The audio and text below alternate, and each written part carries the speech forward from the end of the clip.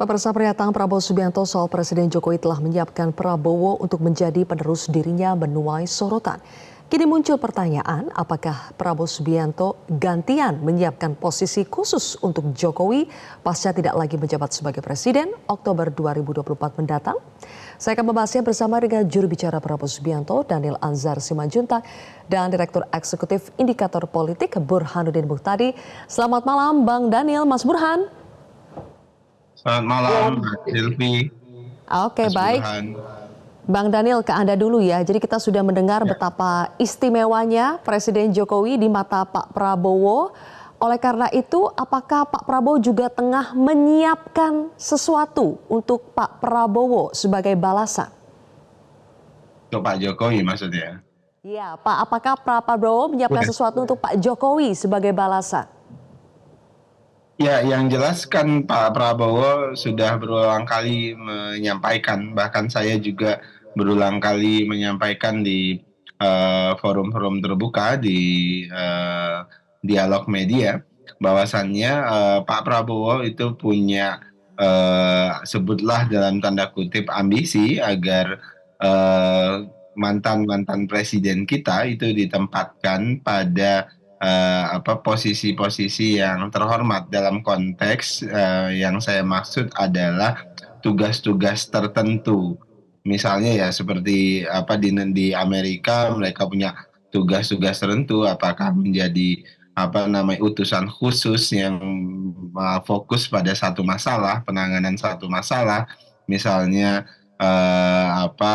tugas-tugas khusus terkait dengan kebangsaan, kenegaraan, misalnya Pak SBY misalnya bisa bertugas khusus misal terkait dengan luar negeri dan sebagainya. Nah, itu disesuaikan dengan minat dan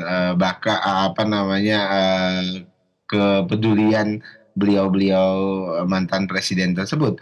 Nah, ini ingin dilakukan oleh Pak Prabowo dalam rangka itu tadi menjaga kekompakan, ada sharing, ada ada transfer of knowledge, transfer of experience, itu sangat penting dalam kepemimpinan Pak Prabowo 5 tahun ke depan. Dengan cara begitu, Pak Prabowo semangat melanjutkan kepemimpinan presiden-presiden sebelumnya itu termanifestasikan dengan salah satu caranya adalah secara rutin, secara berkelanjutan, beliau bisa mendengarkan saran, mendengarkan masukan dari mantan-mantan presiden sebelum beliau. Oke. Adakah jabatan atau posisi khusus yang disiapkan untuk Presiden Jokowi nanti ketika sudah tidak menjadi presiden lagi, misalnya sebagai penasihat presiden, begitu Bang Daniel, apakah sudah ada nama posisinya? Terkait dengan itu, sampai dengan hari ini Pak Prabowo belum menyampaikan, belum ada gambaran seperti apa nanti Pak Jokowi, kemudian mantan presiden ada Pak SBY juga, ada Ibu Megawati dan sebagainya. Secara khusus terkait dengan Pak Jokowi, Pak Prabowo belum pernah menyampaikan secara terbuka kepada kami, kepada saya juru bicara beliau, atau juga kepada publik. Baik. Mas Burhan, kalau Anda menganalisa secara komunikasi politik ya pernyataan Pak Prabowo ketika mengatakan Presiden Jokowi itu betul-betul menyiapkan dirinya sebagai penerus Presiden Jokowi, apakah itu secara komunikasi politik baik, kondusif buat Pak Prabowo? Ya, jadi saya membacanya, pernyataan tersebut disampaikan di depan para tokoh NU, pengurus PBNU maupun para ulama NU yang kita tahu selama ini menjadi basis stronghold-nya Pak Jokowi. 2 kali Pilpres 2014, 2019, NU menjadi kekuatan elektoral dan sekaligus penopang kekuasaan Presiden Jokowi. Dan di 2024, basis NU ini itu coba ditarik oleh Pak Jokowi untuk mendukung Pak Prabowo dan berhasil. 2 kantong utama NU di Jawa Timur dan Jawa Tengah itu secara masif mendukung Pak Prabowo Gibran.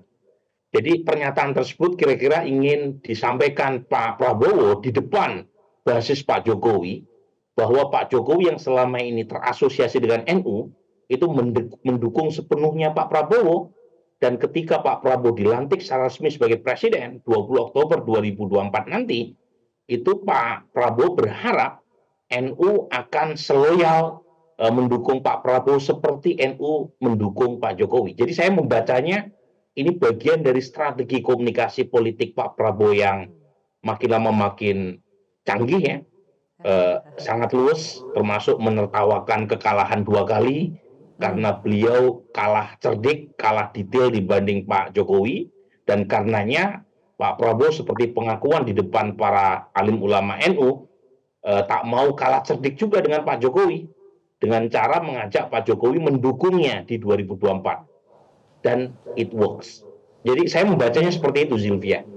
Oke. Meskipun lagi-lagi ya ada juga ongkos yang harus dibayar karena pernyataan tersebut bisa saja ditafsirkan bahwa Pak Jokowi ya itu membantu cawe-cawe untuk pemenangan Pak Prabowo. Untungnya MK sudah mengambil keputusan beberapa hari lalu sehingga secara legitimasi, secara hukum tidak ada persoalan. Meskipun lagi-lagi tetap akan menimbulkan kecurigaan. Oke, meskipun lagi-lagi akan tetap menimbulkan kecurigaan, Bang Daniel, tapi kalaupun tetap ada risiko itu, Pak Prabowo di berbagai kesempatan selalu mengungkit jasa Pak Jokowi yang telah mementori dirinya. Kenapa itu perlu disampaikan berulang-ulang, Bang Daniel? Mbak Silvi, karakteristik Pak Prabowo itu selalu mengingat dan terus menghargai kontribusi orang lain, teman, saudara, pimpinan, dan sebagainya. Dan itu selalu menjadi watak utama Pak Prabowo. Apalagi ini terkait dengan Pak Jokowi, presiden pada saat ini, di mana Pak Prabowo adalah bawahan Pak Jokowi pada saat ini. Nah, momentum Pak Jokowi mengajak Pak Prabowo bergabung di pemerintahan itu bagi Pak Prabowo adalah momentum yang epik dan khas begitu. Pak Prabowo selalu menyebutnya ini adalah monumental dan bagian dari sejarah politik Indonesia yang bisa dicatat sebagai langkah politik bersejarah karena belum pernah terjadi sebelumnya, misalnya begitu. Nah, kemudian fakta bahwasannya Pak Prabowo ketika ingin maju kontestasi sebagai capres itu memang beliau minta izin ke Pak Jokowi. Kenapa? Karena Pak Prabowo adalah menteri Pak Jokowi. Beliau tidak ingin ketika beliau maju menjadi capres itu kemudian mengganggu kinerja kabinet. Nah, ketika Pak Jokowi mengizinkan, maka beliau bekerja sungguh-sungguh maju sebagai capres itu. Nah, kemudian ternyata Pak Jokowi selain mengizinkan juga sebutlah melakukan coaching begitu. Pak Prabowo menyebutnya menjadi mentor Pak Prabowo terkait bagaimana berkomunikasi yang efektif dengan rakyat secara langsung, bagaimana kekuatan politik grassroots didekati, dan bagaimana cara mengelola kekuatan grassroots tersebut dan sebagainya. Sampai kan kemarin disebutkan oleh Pak Prabowo daerah mana yang harus dan wajib dikunjungi dan bagaimana cara berkomunikasi di daerah tersebut. Terus semuanya disampaikan oleh Pak Jokowi kepada Pak Prabowo, dan itu yang tadi saya sebut seperti coaching begitu, coaching. Bagaimana dengan analisa Mas Burhan tadi, Bang Daniel, yang disebutkan bahwa Pak Prabowo juga sudah sedang berupaya untuk membangun komunikasi, menegaskan bahwa ketika berbicara di depan basisnya pendukung Pak Jokowi yaitu Nahdien, Pak Prabowo juga ingin menunjukkan bahwa memang Presiden Jokowi mendukung dirinya. Oleh karena itu, ya untuk menjaga basis Nahdien sebagai pendukungnya Pak Prabowo juga, apakah itu tepat? Tentu kan sejak awal Pak Prabowo menyampaikan bahwasannya beliau berkomitmen melanjutkan agenda pembangunan dan agenda-agenda kepemimpinan yang sudah dimulai oleh Pak Jokowi 9 tahun yang lalu. Jadi itu perlu ditegaskan Pak Prabowo tadi seperti disampaikan oleh Prof. Burhan di forum Nahdlatul Ulama, bahwasannya tentu kan Nahdlatul Ulama salah satu basis pendukung Pak Jokowi. Nah, oleh sebab itulah penting agaknya Pak Prabowo menegaskan bahwasannya beliau itu satu jalan melanjutkan jalan pembangunan yang sudah dimulai oleh Pak Jokowi, dan tentu berharap ada dukungan penuh dari Nahdlatul Ulama terkait dengan kepemimpinan Pak Prabowo di masa yang akan datang 5 tahun ke depan. Baik, oke.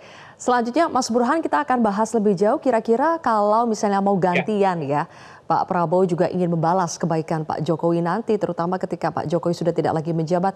Apa ya jabatan atau posisi yang cocok untuk Pak Jokowi? Nanti kita akan bahas pemirsa, usai jeda tetaplah di Prime Time News. Kembali lagi di Prime Time News, Mas Burhan dan juga Bang Daniel, kita lanjutkan kembali. Jadi Mas Burhan, kalau mau gantian membalas kebaikan Pak Jokowi, posisi atau jabatan apa yang tepat diberikan Pak Prabowo kepada Pak Jokowi nanti ketika sudah tidak menjadi presiden lagi? Pertama, sebelum jawab itu ya Sylvia ya, apa yang dilakukan oleh Pak Prabowo itu dalam istilah komunikasi politik disebut dengan strategi co-branding. Jadi branding Pak Jokowi di kalangan NU kuat, dan karenanya Pak Prabowo menjalin strategi mengaitkan branding bersama tadi, ya, dan itu sukses di pemilu 2024. Ya. NU sebagai kekuatan utama civil society Muslim di Indonesia selain Muhammadiyah itu mayoritas mutlak itu memilih Pak Prabowo. Jadi 2 kali Pilpres 2014, 2019 mereka menjadi pendukung Pak Jokowi. Di 2024 NU beralih ke Pak Prabowo, bahkan hanya disisakan sedikit ya ke pasangan 01 dan 03. Kita tahu 01 punya Muhaimin Iskandar, 03 punya Mahfud MD yang jejaring NU-nya ya jaringan NU-nya lebih kelihatan, tetapi justru pilihannya ke 02.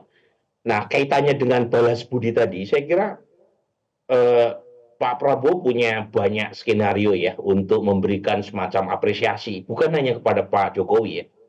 Jadi beliau kalau kita lihat kan figur yang relatif bisa diterima di kalangan para elit politik kita, termasuk di kalangan mantan presiden. Jadi ada jarak antara Pak SBY dengan Ibu Mega, ada jarak antara Pak Jokowi dengan Ibu Mega sekarang, tetapi tidak ada jarak antara Pak Prabowo dengan ketiganya. Nah, pertanyaannya apa yang bisa dicarikan solusi untuk mempertemukan para mantan presiden ini. Nah, ini yang perlu dicari, karena tadi antara Pak Jokowi, Ibu Mega dengan Pak SBY masih ada sesuatu yang mengganjal, terutama antara Ibu Mega dengan Pak SBY maupun dengan Pak Jokowi. Tetapi khusus buat Pak Jokowi sendiri, mungkin ya karena Pak Jokowi ini agak beda dengan pendahulunya. Pak Jokowi ini presiden yang tidak punya afiliasi partai apapun, apalagi setelah tanda kutip ya dipecat oleh PDI Perjuangan. Lain dengan Pak SBY, beliau punya Partai Demokrat, Ibu Mega punya PDI Perjuangan. Jadi secara politis Pak Jokowi itu daya bargaining position formalnya lebih rendah setelah tidak menjabat sebagai presiden 20 Oktober 2024. Beda dengan Ibu Mega dan Pak SBY. Tetapi seperti yang kita tahu, Pak Prabowo itu figur yang sangat menghargai orang yang pernah berjasa pada dirinya. Jadi meskipun posisi tawar Pak Jokowi relatif lebih rendah setelah tidak lagi menjabat sebagai presiden, saya menduga Pak Prabowo akan menyiapkan semacam posisi, baik formal atau informal, yang sangat menempatkan Pak Jokowi dalam posisi yang terhormat. Entah sebagai Ketua Watimpres, atau misalnya menghidupkan kembali Dewan Pertimbangan Agung dan Pak Jokowi ada di dalamnya, apapun. Karena tadi peran Pak Jokowi sangat besar dan Pak Prabowo orang yang sangat tahu bagaimana membalas budi. Oke. Dan Mas Burhan, menurut Anda usul untuk menjadikan Jokowi sebagai Ketua Umum Koalisi Permanen seperti yang pernah disampaikan PSI, apakah itu masih terbuka opsinya? Nah, ini kalau yang itu lebih kompleks secara politik ya Sylvia ya. Usulan itu kan sepertinya belum bersambut di kalangan para partai pendukung Pak Prabowo sendiri. Karena kita tahu untuk menempatkan posisi di situ, pertanyaannya Pak Jokowi sebagai apa? Karena beliau bukan ketua umum partai apapun, termasuk bukan ketua PSI sekalipun, meskipun PSI dipegang oleh anaknya. Nah, jadi yang kedua itu juga berkaitan dengan power game. Kalau Pak Jokowi menjadi ketua koalisi pendukung Prabowo Gibran, pertanyaannya Pak Prabowo berkenan atau tidak? Karena bisa memunculkan kesan bahwa Pak Prabowo membutuhkan backseat driver.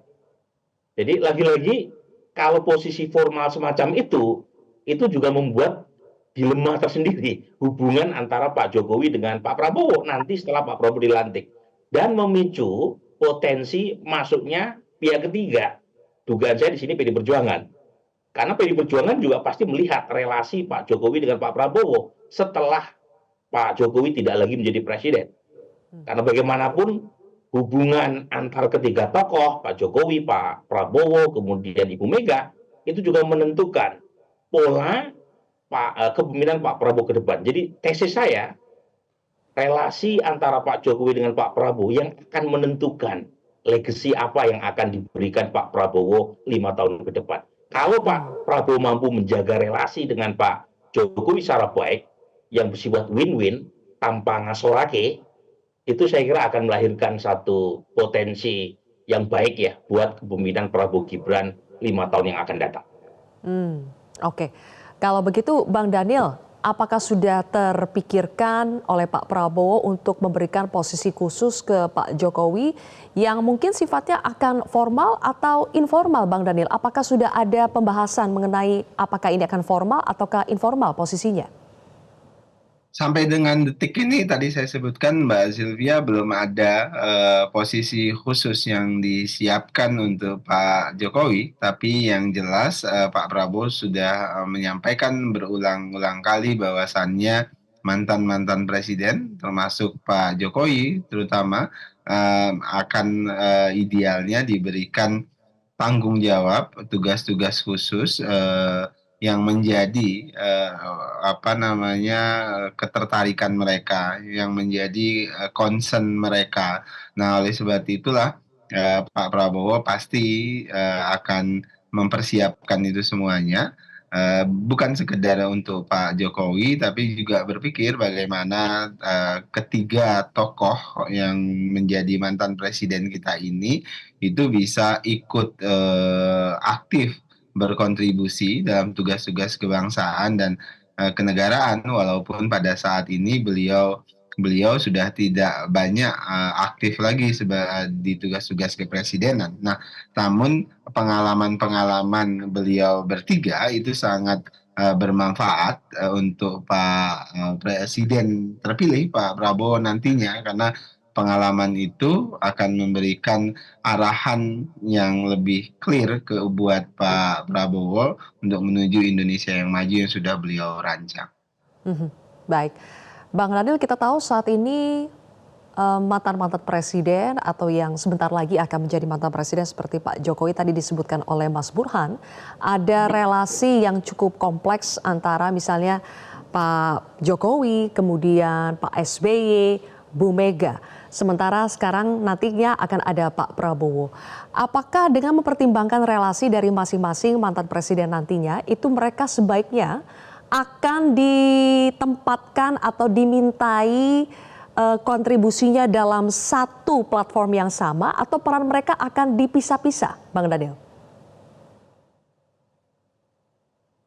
Terus terang Mbak Sylvia, saya belum tahu formulasi yang akan diberikan, tapi yang jelas Pak Prabowo salah satu, tadi saya gunakan istilah dalam tanda kutip, ambisi beliau adalah duduk bersama-sama, berdiskusi bersama-sama secara rutin, kontinu begitu dengan tiga mantan presiden kita kelak gitu. Nah, dengan cara begitu bukan hanya akan membantu Pak Prabowo dalam tugas-tugas kebangsaan dan kenegaraan, tapi juga menjadi simbol bahwasannya walaupun misalnya ada sikap politik yang berbeda, misalnya antara Bu Megawati Pak SBY, Pak Jokowi, bahkan mungkin nanti sikap politik partai-partai Bu Megawati, Pak SBY berbeda misalnya, terutama Bu Megawati misalnya, tapi kemudian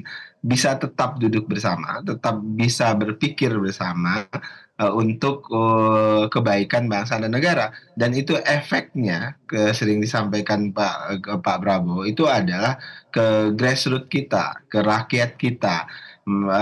Rakyat akan melihat bahwasannya mantan-mantan presiden kita, pemimpin-pemimpin kita itu matang sekali, dewasa sekali dalam berbangsa dan bernegara, dan itu jadi pendidikan politik, pendidikan kebangsaan yang sangat berharga buat masa depan Indonesia ke depan.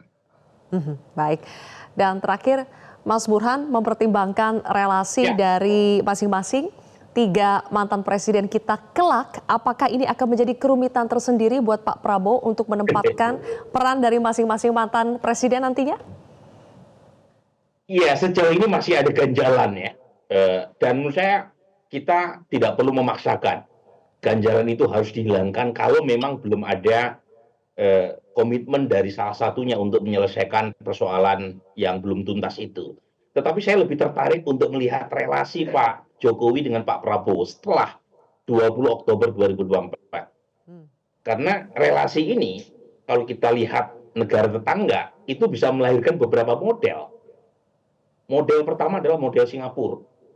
Dan kemarin kita diperkenalkan, Perdana Menteri Lee ya, itu memperkenalkan PM baru Singapura, dan Pak Jokowi itu memperkenalkan Pak Prabowo kepada Perdana Menteri yang sekarang masih menjabat di Singapura, sekaligus kepada calon Perdana Menteri baru Singapura. Itu satu transisi yang smooth, dan itu sekaligus mewarnai proses transisi sebelumnya. Dari Lee Kuan Yew ke anaknya, itu juga sangat smooth. Nah, model Singapura ini mungkin terlalu manis, karena PAP, People Action Party, itu terlalu dominan.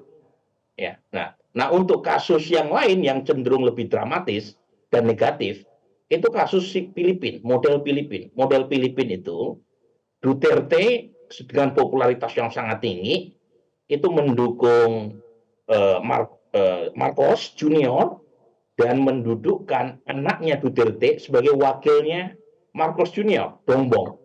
Ya, dan keduanya menang dengan perolehan yang mirip sekali dengan suara Pak Prabowo Gibran, yaitu 58% di Filipina pemilu 2 tahun yang lalu. Tetapi kemudian ada relasi yang membuat keduanya bertubrukan secara sangat tajam. Ya, karena Duterte masih pengen punya pengaruh, termasuk juga meminta kepada Bongbong untuk memberi kekuasaan lebih kepada anaknya. Sementara Bongbong merasa presidennya adalah dia, bukan Duterte lagi. Dan kemudian memunculkan satu split yang luar biasa merugikan buat kepentingan Filipina. Jadi ada dua model nih. Satu lagi model Malaysia. Model Malaysia itu agak berbeda karena sistemnya parlementer, yaitu ada persekutuan nasional, namanya Barisan Nasional. Dan itu yang kemudian dibawa oleh Jeffrey Giovanni dengan tawaran ada Pak Jokowi sebagai ketua koalisi pendukung Prabowo Gibran. Nah, ada 3 model, mana yang akan dipilih? Apakah model Singapura, model Malaysia, ataukah model Filipina? Itu waktu yang akan menjawabnya. Saya berharap akan menjawab. Kita tidak meniru model Filipina. Gitu. Oke, baik. Terima kasih untuk analisanya Mas Burhanuddin dan juga Bang Daniel. Terima kasih sudah bergabung bersama kami di Prime News hari ini.